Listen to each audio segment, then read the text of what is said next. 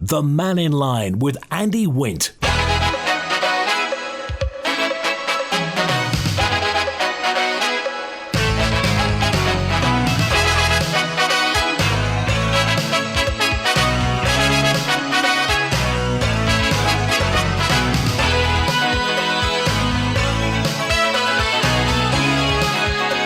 Faster Eye, good afternoon, 7 minutes past 12. We're on open line today through till 1. Well, did you hear the news with Siobhan at midday? Manx Care has announced it's in the process of implementing an additional £5 million worth of savings schemes. The board say the measures will bring its overspend down to $8 million, a mere $8 million this financial year. Several of the 11 schemes outlined will affect patient-facing services from the Ramsey Minor Injuries Unit to mental health contracts. Well, you can hear all that complete interview that we've done with Teresa Cope at manxradio.com. But first of all, Siobhan spoke to Chief Exec Teresa Cope.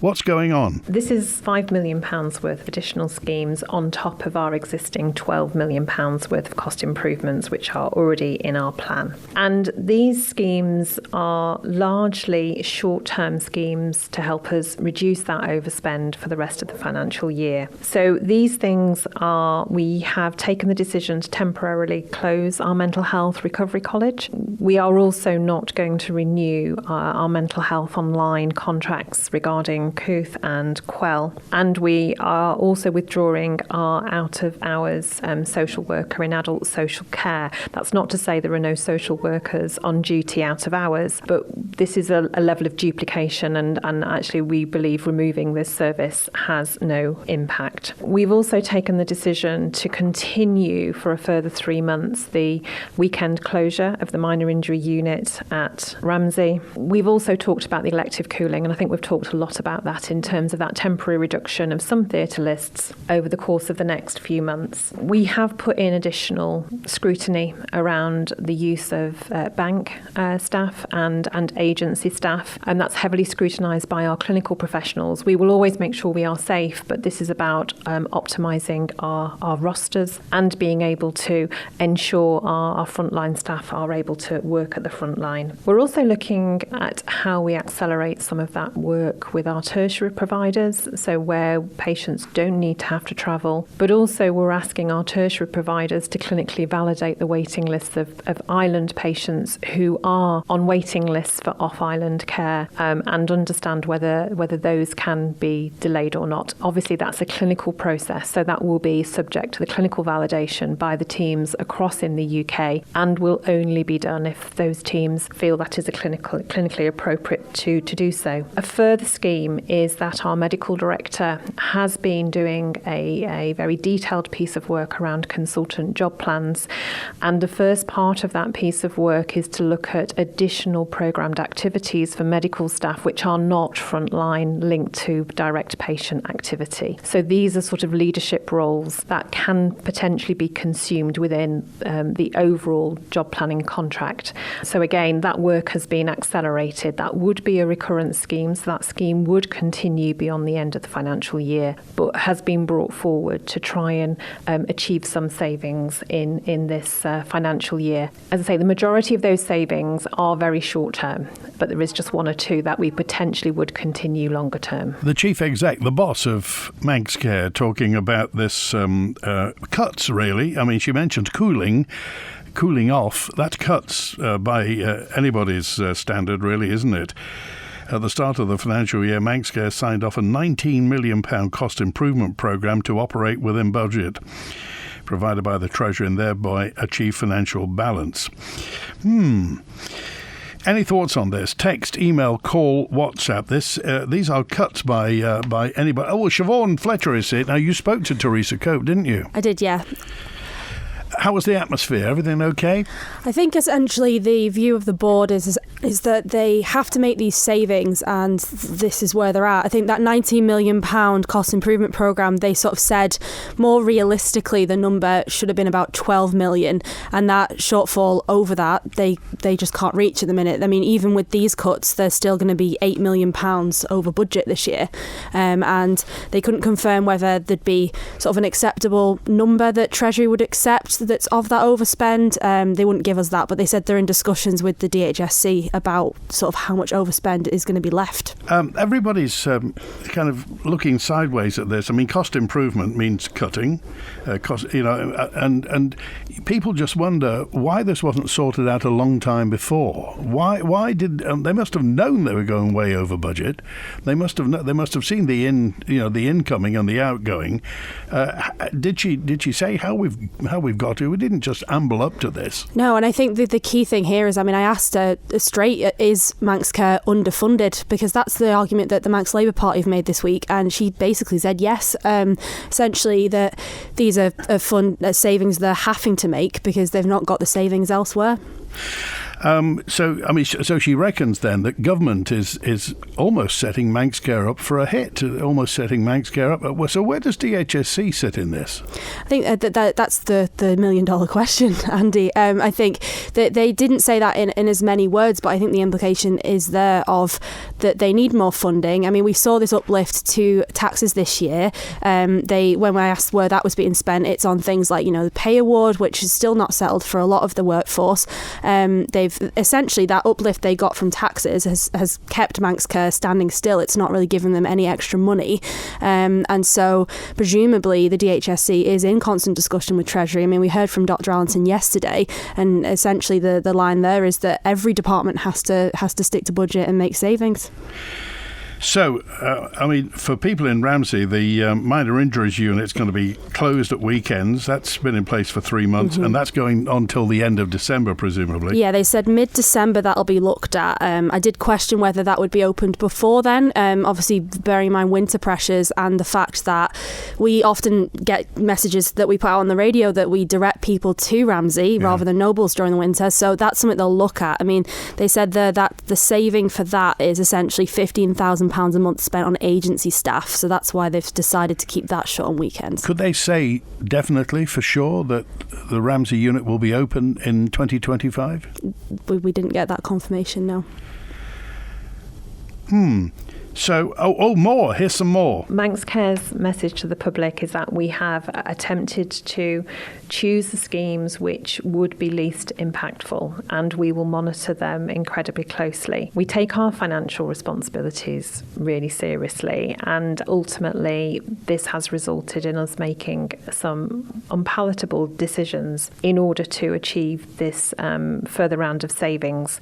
We will always put the safety of our patients first, and we do acknowledge that asking the UK providers who have patients on the waiting list to consider cooling down their services where clinically appropriate, just like we've done here, there is an impact because ultimately a patient may have to wait slightly longer for their treatment, and we know that has an impact. But we are in that very difficult place of making some incredibly difficult decisions in the short term whilst we move forward with the wider piece of transformation in order to achieve sustainable, high-quality healthcare services for the island.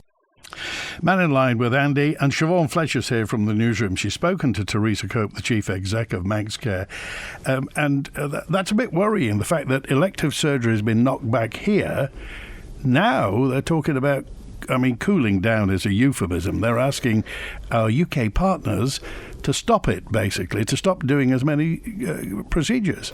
Yeah, so essentially with this one, they were talking about the patient transfer setup. So essentially those trusts over in the UK who have patients on the list. Now, this is impacting 215 patients that are currently planned for procedures over in the UK.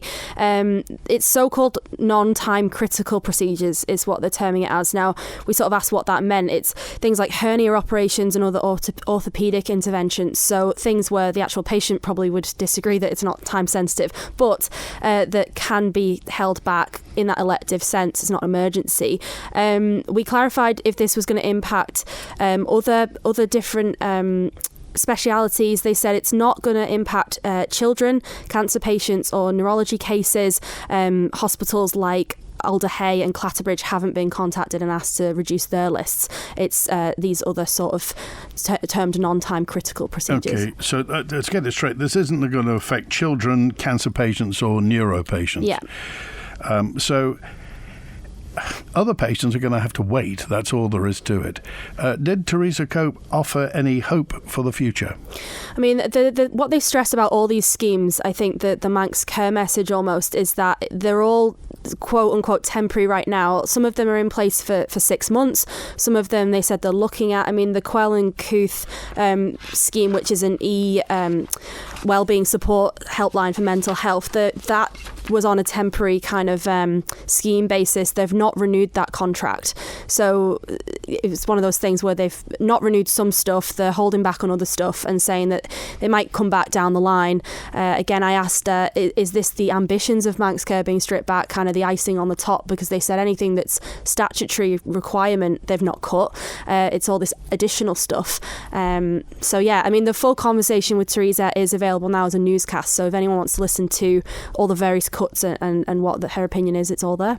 Okay, just one other thing. They're withdrawing out of our social workers in adult social work as well, which is, I mean, that's essential for many. When a person is in that position, that's not a nice to have. It's a simply got to have as well. Did you say anything about the social work aspect? Yeah, they said that kind of the setup they currently have is doubling up almost. They said they're changing the arrangement going forward. So people will still be able to ring an out of hours person, but it won't be that sort of dedicated adult social worker. Instead, it'll be an executive on call will manage queries instead, rather than a rota of adult social work staff. It's probably all to do with this paying overtime kind of thing.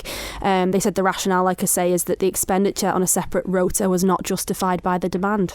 Okay, and finally, something that's often brought up on Mannin Line, and that is, it's rumoured, it's skeet, that Manx Care would love to put a paying car park at Nobles Hospital, would love to charge people for staying there. It would raise tens of thousands of pounds per year.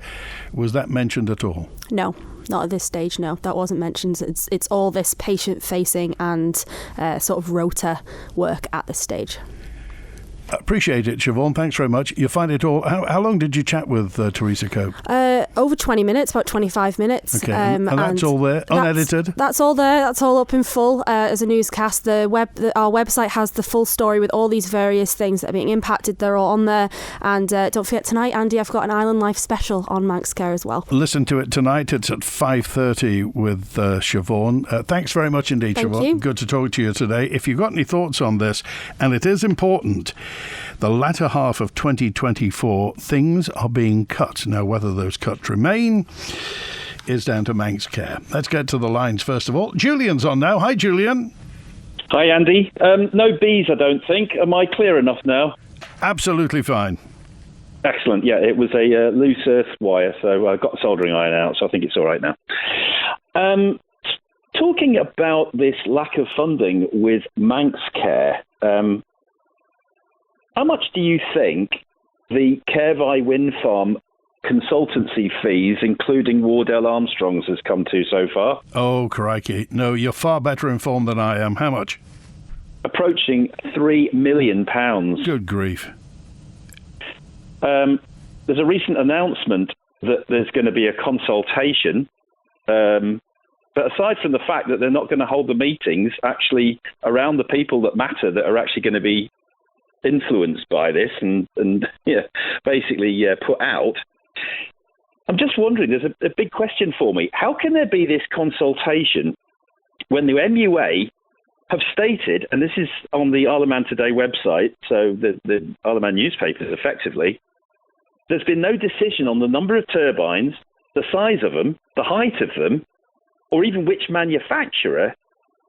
And interestingly, if you remember, the original statement that's been coming out from the MUA is that these things will provide a third of the island's electricity need, which is impossible, Andy. But the latest statement, they've dropped that down by 8% now to 25% of our energy needs. Which is still it just makes you wonder whether or not they've made their mind up already. Well, there's a couple of points here. One is, what are we being consulted on? And two, if we're sort of getting rid of elective surgery at Manx Care, how can you justify £3 million on these consultancy fees when they haven't even... now they want to ask us about it, and they haven't even decided anything yet. Along the fact as well is there's this touted £36 million for these turbines, which you know will never get into that budget. But they were originally 23.5 million, but they said, we're going to need a landing stage at Derby Haven, which ended up being cancelled at a cost of an extra 12 million, which isn't going to happen because, of course, it's an area of special scientific interest. So they're still saying 36 million, whereas in actual fact, why haven't they backed it to the original amount before the landing stage was cancelled? I don't understand this. So there's all these things going on here.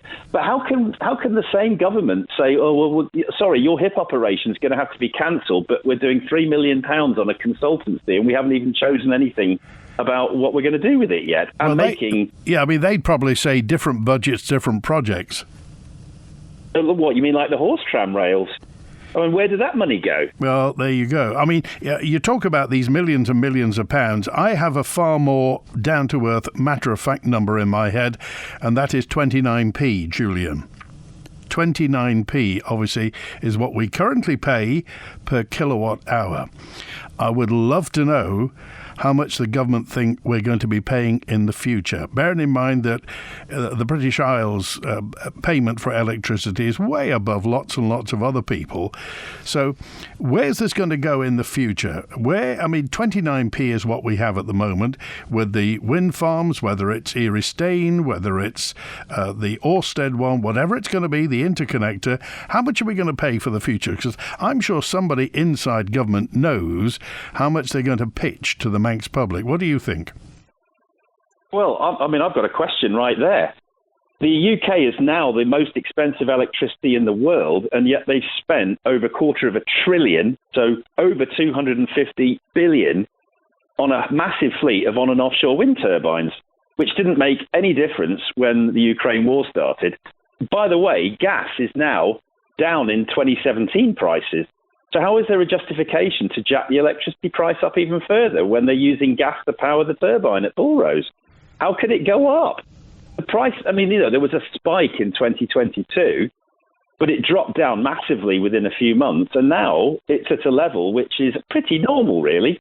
So what's going on? Is somebody just price gouging? Are they trying to pay back debt at our expense? Or, what is the justification when the gas price is so much cheaper than it was in 2022 when they put it up in the first place? Yeah, there are people who look at, these things on a day-to-day basis, and I'm thinking you probably check this sort of stuff out. Most people live their lives, Julian, don't they? Most people just understand they've got a gas bill to pay or they've got an electricity bill to pay. We kind of, if you like, we ordinary people, we expect the government to look after this for us. We expect the government to make sure we get energy at a reasonable price and we don't get ripped off by it. So I just wonder what's going to happen in the future and whether or not the people in charge have our interests at heart and how we're going to end up. As you say, there are some enormous costs in green electricity. There are some enormous front-ended costs that have to be funded and have to be funded in the long term. And whether or not the Isle of Man is the place to do that, well, we'll see what happens in the future. That's another thing as well, which, when you just said 29p a kilowatt hour, didn't you? Yeah. So the rule of thumb for producing electricity, the sort of the bulk price, the strike price, is somewhere around £55 per megawatt hour, right? So if you look at, say, the Isle of Man, it may be a bit more because the economies of scale, we've got a smaller power station, it's not a huge one, so it might be 70 or 80, maybe. 29 pence a megawatt hour is a kilowatt hour is £290 per megawatt hour, isn't it? Because you take the 29p kilowatt to megawatt, you add 3 zeros to get you up to a megawatt hour. Yep. So if the bulk price to produce the electricity is somewhere between 65 and 80, why are we being charged £290 a megawatt hour? I can't imagine that the servicing schedule at Bullrose is that expensive. Where is that you can, even if it was 100%, it would be something like 16 pence. Well, you're talking about somebody else's margin, aren't you? Then. Yeah, but £290 a megawatt hour if we're paying 29 pence a kilowatt hour. So if the cost of producing it is a lot lower than that, I want to know why. Why is it up there? Okay. All right. Appreciate it, Julian. Thanks for calling. Thanks, Andy. Cheers. Good to hear from you. And Robert joins us now. Hi, Robert. Hi, how you doing, Andy? Very well, thanks. What's on your mind? I'm just thinking about World Mental Health Day. Happy World Mental Health Day, Andy. And I'm just thinking, why haven't we got a Minds charity set up on the Isle of Man? I know that Peter Karen wanted to do it, and a few others when they were in government. I'm just wondering why we haven't got that set up, and if anyone wanted to do it, then they know me, get in touch, But I mean, it's just why I haven't got the basics set up like they have in the UK. I wonder why. I mean, yes, I remember Peter was interested in doing that. Whatever happened? Do you remember what happened to it? Well, I mean, he was kind of a bit, it's a charity, so he's like, well, it gets complicated with the charity. But I mean, I think you need 3 or 4 people to be on the board type thing to rectify the accounts and all the rest of it. But I mean, it was a good idea, and it's something that can still be done. I think it just needs a bit of will to put behind it and get things going. Okay, right. Well, we'll put that out there. If anybody wants to get in touch, then by all means do. Good to hear from you. Thanks, right, Robert. Thanks a lot. Good to hear from you. Mind is, as you say, it's a mental health charity in England and Wales. It was, I'm trying to remember what it was called. Was it the National Association for Mental Health? I think it was called some time before. Anyway, any thoughts on that? I just heard, 582 dropped a note in, I just heard a van driver verbally abuse a traffic warden on Bucks Road. Not the Manx way. We need to be selective who we let in, said abusing a traffic warden. No, that doesn't really happen, does it? Here's a note in from Jonathan, who just said, an open letter that I sent to Manx Care in response to their press release on Facebook. Let's do the math, shall we? According to the BMA, the survey, this is the survey that they got back, that basically it's a culture of care barometer, was sent to 155 doctors. 83 responded, so a little less, a little more than 50%. 56% out of respondents, 15%, 12.45 doctors. Out of the 155 doctors, just 12.5 would recommend working for Manx Care. 8% of the doctors' workforce, says Jonathan. Anywhere between 33% and 92% didn't respond. Although from the BMA suggestions that Manx Care didn't listen to the last 2 surveys, we can assume they would be negative. The doctors have said they would recommend working for you. I'm not sure how you spin that. A small percentage remain dissatisfied. 77% of respondents disagreed that Manx Care management know how things really are. 64 doctors, that is, 41.3% of all the doctors, not a small percentage. Less than 10% think the board listened to staff views. That's less than 8 doctors. Finally, just 17% of respondents are proud to work at Manx Care. 17%, 17, that's 14 doctors, 9% of the overall doctors. In summary, the Manx Care statement, says Jonathan, said a small percentage of doctors remain dissatisfied. It is correct as long as you remove the prefix dis. Do Manx Care think we're stupid, says Jonathan? Don't they read the report? Did they understand the report, or did they ignore it? Where's the £10 million that they claim has been saved in Manx Care's £17.8 million overspend? Certainly hasn't been spent on healthcare or staff welfare. Would it actually have been £27.8 million before these alleged savings? Sincerely, says Jonathan, a very tired user of your services who can't see where the money is going. Thanks also to Ali, who just says the Isle of Man government's wasting money hand over fist on unnecessary things, especially DIY and green obsessions. They need to fund health and social services ahead of everything else. Time to pull money in from other departments and put it into health, social and mental care, says Ali. I have an idea for Manx Care. and my consultant fee is a mere £1 million. We should just get rid of all the patients. Then we'd save a lot of money, says Des. Thank you, Desmond. Good to hear from you. A little levity on the situation. The respiratory department, says Helen Nobles, is a disgrace. I've been waiting for 2 years to get an appointment. Then they cancelled it without reason, explaining I'd have to go back to my GP and start all over again. Go back to go and start. I'm so alarmed they're spending the money on managers and not patients. I don't know what else I can do. I can't afford private care. Is it possible to get a breakdown of where the money goes? Is it wages? Is it drugs? Is it maintenance? What is it? Where does it all go? In the past, they've said a lot goes, and that's why these pay awards are bad news for Manx Care. I mean, it's nice that people get pay awards, but the trouble is that ratchets the cost up every time, and particularly when the pay awards have been negotiated in the UK or England and Wales, and the same has to be applied over here. Otherwise, obviously, medical professionals have transferable skills. They will go where they have the best life, and part of having the best life is the most money.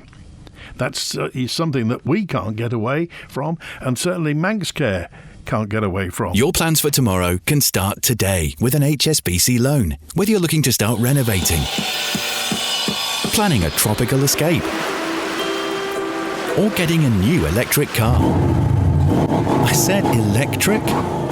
With an instant credit decision and quick access to funds, you can fast-track your plans with an HSBC loan. To find out more, visit our website or pop into branch, and our friendly team will be happy to help. HSBC, opening up a world of opportunity. HSBC Bank PLC Isle of Man branch is regulated by the Isle of Man Financial Services Authority. Visit the HSBC website for terms and eligibility requirements. Make sure you're ready for Christmas with Manx Glass and Glazing. Whether it's splashbacks for the kitchen, a glass tabletop for the big meal on the big day, or getting the house ready with mirrors and picture frame glass, Manx Glass and Glazing are here to help. Order now to make sure everything is here and ready in time for Christmas. Simply call Manx Glass and Glazing today on 674 573 or call into Snugborough Trading Estate, Braddon. Make sure you're ready for Christmas with Manx Glass and Glazing. Do you know a scrap man? 'Cause I've got scrap to clear.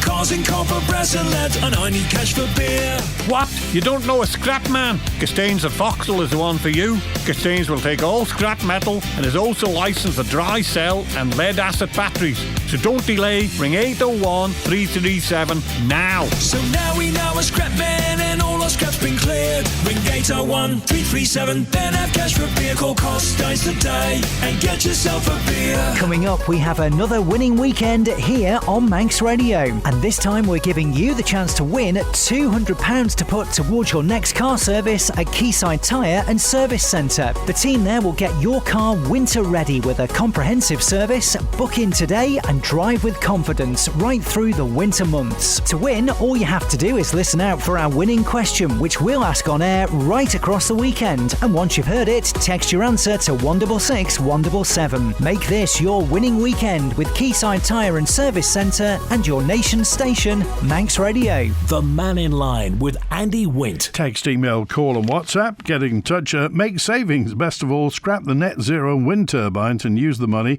for the health of the people of the Isle of Man. All I'd say is different projects, different budgets, and we are committed to a net zero pathway, and we're committed to green electricity, sustainable electricity. No more paper recycling via the bring banks, apparently. The DOI want paper now to go to the incinerator, the energy from waste plant. So much for a green island, says 142. Yeah, I've heard about that. Apparently they're not going to be recycling paper at the bring banks anymore. It's got to go and be burnt. Manx Care need to look at prescription charges. Our daughter has a thyroid problem, so gets her medication free. However, she gets all her other prescriptions, medications free. Why is that? Even she says she should pay for her meds. Surely it would save a lot of money by scrapping this system. Thank you, Vic, for your comment. And also 039 says the justification regarding the wind turbines is international obligation. regulations and law. The Isle of Man has to comply with the law. If we make commitments, we have to stick to them. Bonzo's on now. Hi, Bonzo. Hi, yes.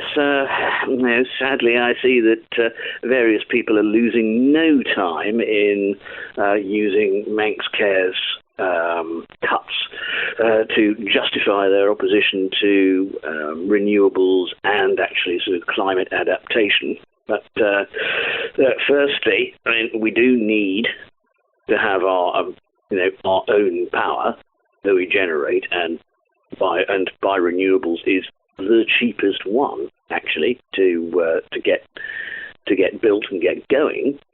And the other thing is, of course, most of the climate budget goes on mitigation and adaptation.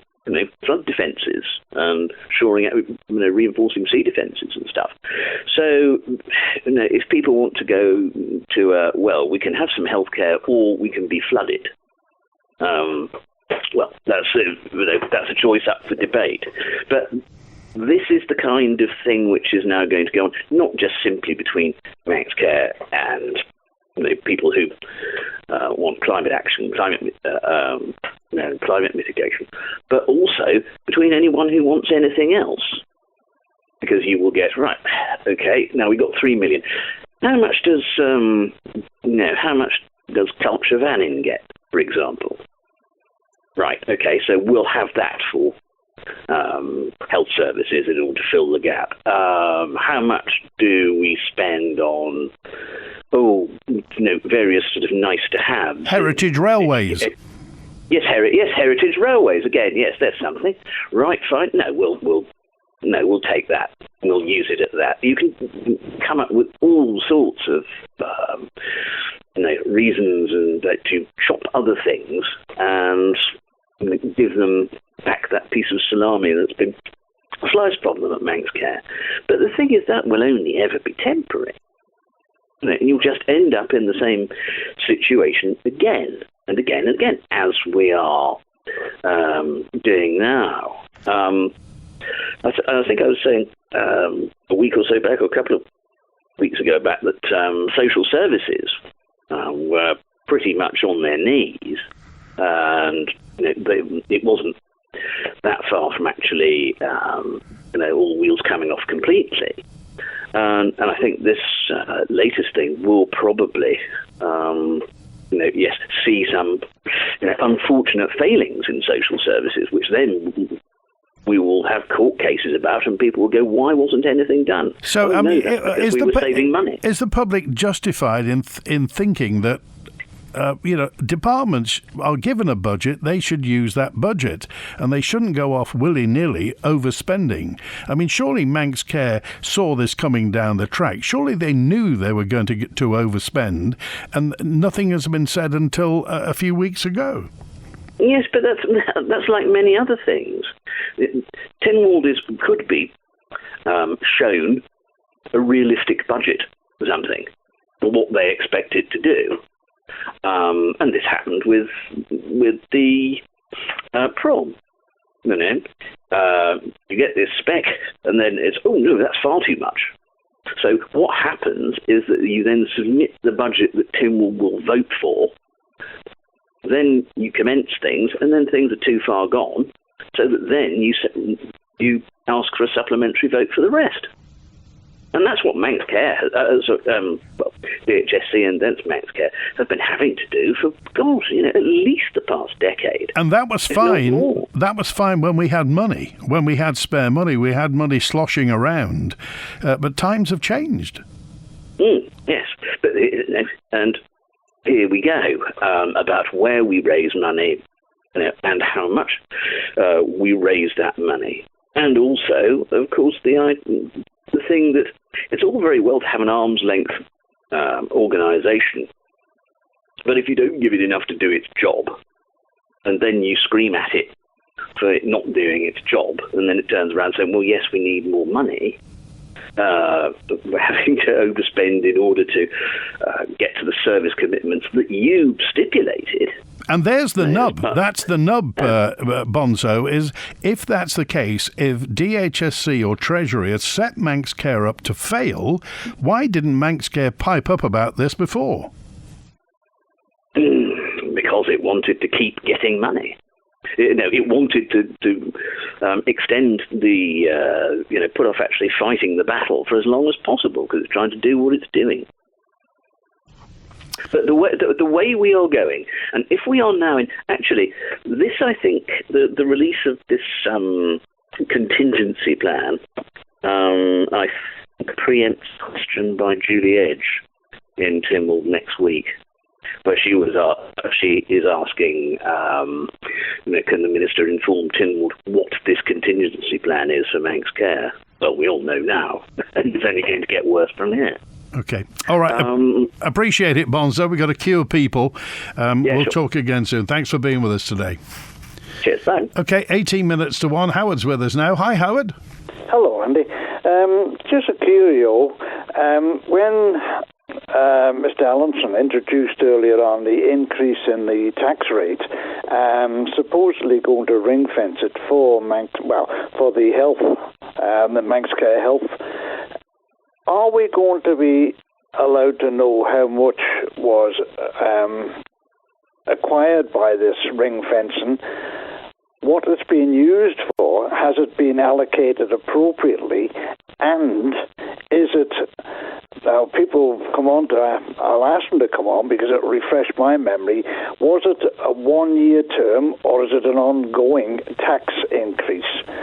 Because, as I've said to you before, when this was introduced, it moved my tax, bearing in mind I'm a pensioner, and it moved it up into another band, which means I'm paying £40 a month more than I was in March. Come April, my tax went up by £40 a month, which, as you say, is about £500-600 a year extra. And so this money must be coming from everybody on the island that pays tax that is of a certain financial situation. Is this going to continue continuously for the rest of our days, or is it just a short-term event? And will we be able to find out how much was raised? And as I said to Howard, is that money being spent appropriately? Or have they introduced another management layer to use this money up by employing extra office staff instead of front end? What do you think about Teresa Cope talking about, obviously elective surgery over here has been cut back, and now elective surgery across? Yes. Well, I've said to you before, my wife used to go away to Aintree Hospital. I can't fault them in any way, and she won't either, to have her eyes seen to for this age-related macula. And they were very good. And my wife said to the consultant over there, it's a pity they couldn't do this on the island. Funny enough, she said, I've just been talking with senior people in Nobles Hospital, and sure enough, the next treatment that my wife had was here on the island. And she's got another one next month. But if they don't do that, then there's a very good chance that my wife could lose her sight. And when you go up there, the number of people that are waiting to go in for this particular treatment, and it's all under the umbrella of Aintree. The letters actually come from Aintree via the hospital here. And again, I can't fault them. My wife she has the treatment. I'm only there as a chauffeur. But from what I've seen, they seem to be very good here. Now, is that one of the systems, one of the treatments that's going to fall foul of this new cutbacks? If it does, there's going to have an awful lot of people on this island are going to lose their sight. But this is things they're bringing home back to the island, so there's naturally going to be an increase in costs. Although we were having to fly out, my wife and myself, as her escort, because she couldn't come back on her own for two reasons. We're both elderly, it was the middle of winter, and her eyesight was bad, so she had to have an escort. And if I didn't go, then someone else would have to go with her. So, Howard, the thing is that good health and maintaining people's standard of health is part of our civilised life, and we've been used to that on the Isle of Man for a long time now. Yes. It now looks like this is under threat. Well, and this again is something I've said before. My wife and I both refer to Nobles Hospital as Noah's Ark, because you don't see one person. They're walking around all over the place with pieces of paper in their hands, 2 by 2. And, the nurses, they're working their butts off up there, and the doctors, junior doctors, etc. And the management, and it's not only up there, it's in all walks of life, middle management.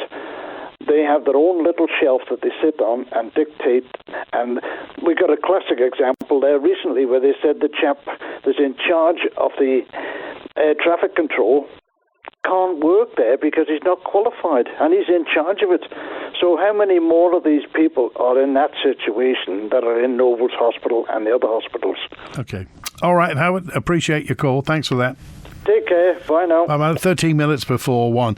Just some follow-up from yesterday. We were talking about the steam packet regarding electric vehicles. Steam packet, put your luggage into an electric van every day, says Pablo. How ashamed are we of our promenade and that awful wall that they're building? It's absolutely awful. What must visitors think? I'm sure they won't be back. The lovely view of the sea and the beach is gone when you're driving along. What's the matter with the powers that be, says Mary. I'm sure on Manx Radio they said that if the stones were scooped up and moved maybe to another beach area, that would solve the problem.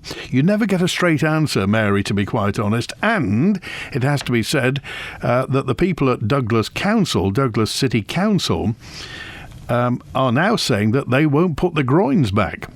The groins were taken away a few years ago now. Must be 10 years ago did the groins go.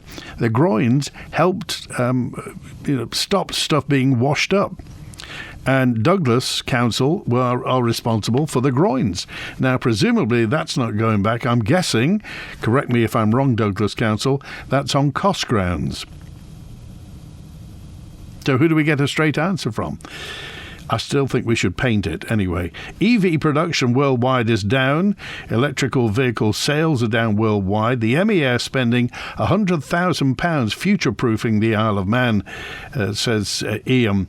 Well, certainly sales of EVs appear to have stalled. Now, whether or not that's just EVs per se, but there's a lot of politicking going on because China is undercutting everybody on the cost of EVs. Certainly, I think Volkswagen have been hit by it, but Volkswagen have been hit by everything. They're in a weird situation. Don't tell the king that we're starving his birds, says WhatsApper 329. This is a story yesterday. Wilf was saying that the gulls are starving.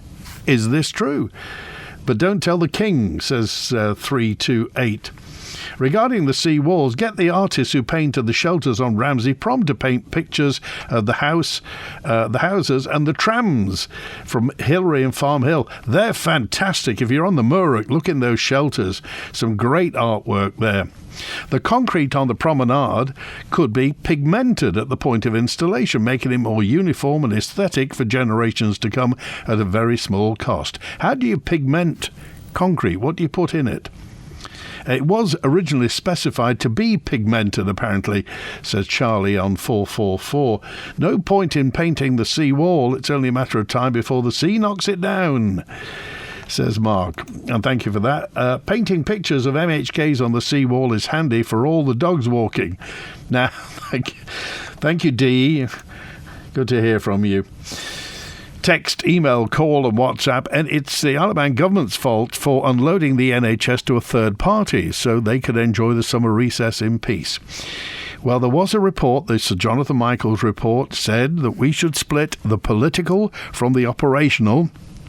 That was, if I can paraphrase him, obviously to get politicians away from the day-to-day, so there wouldn't be any political interference, if you like.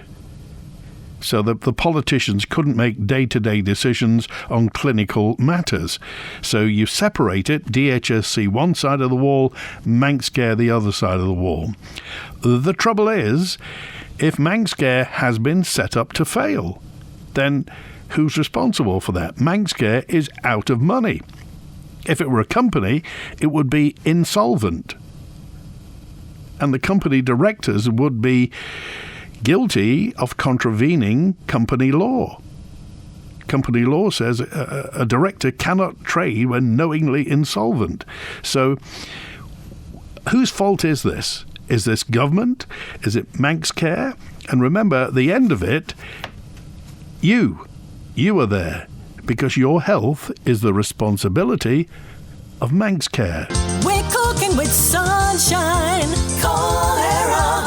We're washing with sunshine, cholera. We're heating with sunshine, cholera. The future looks good. With solar panels, battery storage and domestic wind turbines from Era Electrical, you can slash your electricity bills and recoup your investment in as little as 7 years. Call now to find out more. 676 544. Future looks good. Spectrum Windows. If your house needs a new look and your windows letting rain, keep those cold breezes out and make it look like new again. Spectrum Windows, Spectrum Windows. Quality through and through. Great work guaranteed to you. Spectrum Windows, Spectrum Windows. Spectrum Windows. It's the perfect time to plant spring bulbs and winter pansies. And there's a wide range available at Ramsey Garden Centre. Plus a full range of garden essentials for indoor and out, including battery lights. Visit Ramsey Garden Centre. Open 7 days a week. It's a tough time for businesses.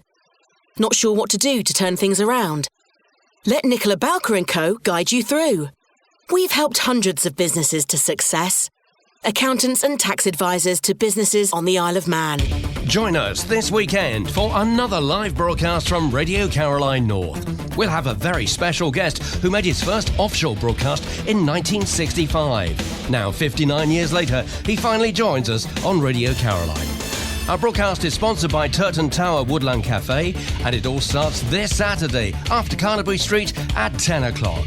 Radio Caroline North, online, on DAB and on 1368 AM this weekend. The Mannin Line with Andy Wint. Faster by, good afternoon, 7 minutes before 1. Are the nurse practitioners from Ramsey's MIU being redeployed to Noble's Minor Ambulatory Care Unit or the ED when it's shut? What is happening to the people from there, says D.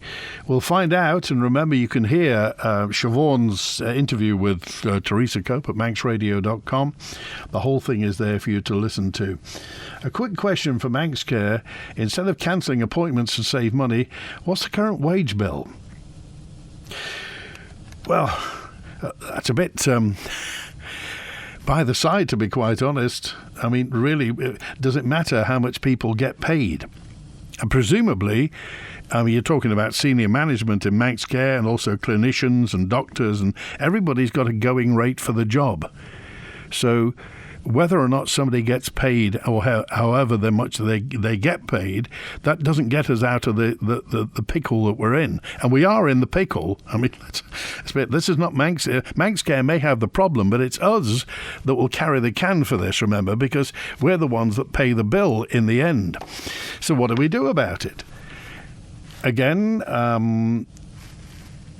get rid of the COVID vaccination program. That would save money, says WhatsApper 162. We don't know how much, though. Manx Care's underfunded. People never know when they're going to need a doctor or hospital. The health service has to be ready. What if there's another pandemic?